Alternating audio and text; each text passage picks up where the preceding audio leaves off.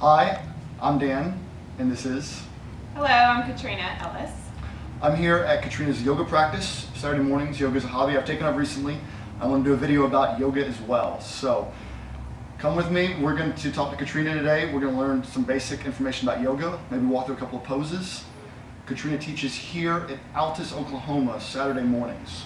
So there's going to be more information down below in the comments if you're interested in coming to this. But tell us a little bit about yoga. Why would a regular guy like me be interested in doing yoga? Yoga's great. Yoga's fantastic. It literally means to yoke. And so what are you yoking? Everything. You're uniting the mind, the body, the spirit. Many people come to yoga for the spiritual sense. Many people come to yoga for other reasons. Maybe they want to develop their flexibility a little bit more or strengthen their body. Really, the way that I look at it as come to what you need it for. Use yoga what you need it for your body. If there's a certain part of your body that's tight all the time and you want to develop that a little bit more, yoga can help that. There's a lot of different poses. Some poses aren't for everyone. So what level black belt would you say you are in yoga? I feel like everyone's always a beginner. There's always room to practice. Awesome. And for my opinion is that the prize is in the process.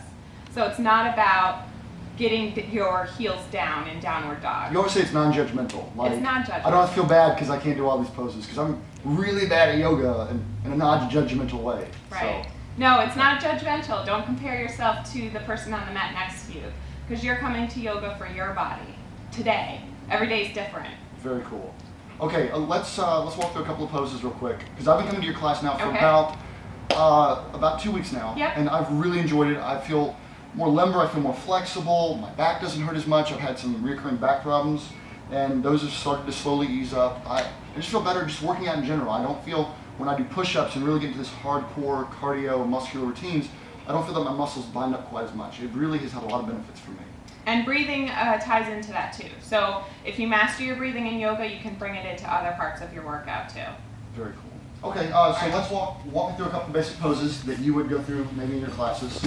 Okay, so a standard class that I teach, I'm going to teach first sitting down. Okay. Back to sitting Getting down. back to sitting down. Getting that spirit in there, relaxing the mind, Let's cheat out just a little bit for the camera so they can see Okay. us a little bit. So we're going to relax the mind. I'm going to teach a little bit of just relaxation, small stretches. Maybe we'll do some side stretches here, and we'll work each side differently, or each side the same rather. After that, once the mind is still, or partly still, it's hard for everybody to still their mind, but once you're ready for yoga, we'll move into some cat-cow flows in a tabletop position. And this, again, it's about awakening the body, letting the body know that we're about to practice. And so a cat-cow flow, the cow is where you drop your belly and kind of take the gaze upward. And cat, you're going to arch through the back. And we'll do that a few times, again, just awakening the body. The next thing we're going to do is move into a series namaskar or a sun salutation. So we'll tuck those toes, lifting the hips to the first downward dog of the day.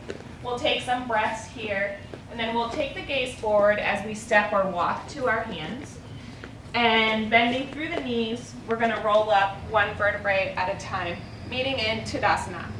So I teach modifications in all of my classes. So whether you're a beginner or a professional yogi, you're going to be able to take my class because I'm going to show modifications and then also depth options for people that want to stretch a little bit further. So I'll go through a modified series namaskar or a sun salutation, and then I'll go through a full sun salutation. So, And these lead into more advanced poses. These are the simple ones to get your body and get your blood flowing, get you ready to do some more difficult ones. You're That's very right. balanced. You throw in like maybe one advanced pose per class that's very challenging, but you don't push us too far. I really enjoy that.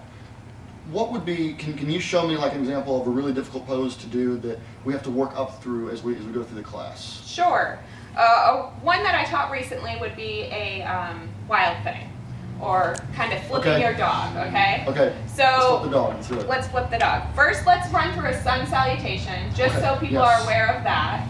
We use sun salutations literally to salute the sun. We're awakening the body, getting ready for our day, but also getting ready for the practice, warming the body up. So we'll do a bunch of those, but we'll just walk through a full one right now.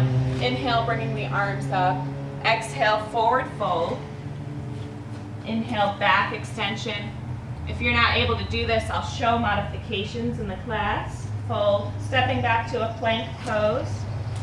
Chaturangas are big in my class, so we're going to scrape the elbows close to the side of the body. Cobra or up dog. And downward facing dog.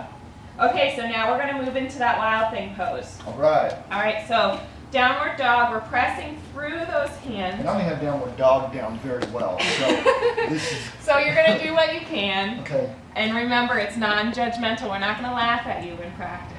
Okay. Only if you're laughing with yourself. That's right. Okay, so hands are about shoulder width apart. Pressing through those palms. We're going to really draw attention to those hips. We're opening those hips to that back wall as if we're going to try to press those hips to that back wall. Okay? Now let's take that left foot up off of the mat.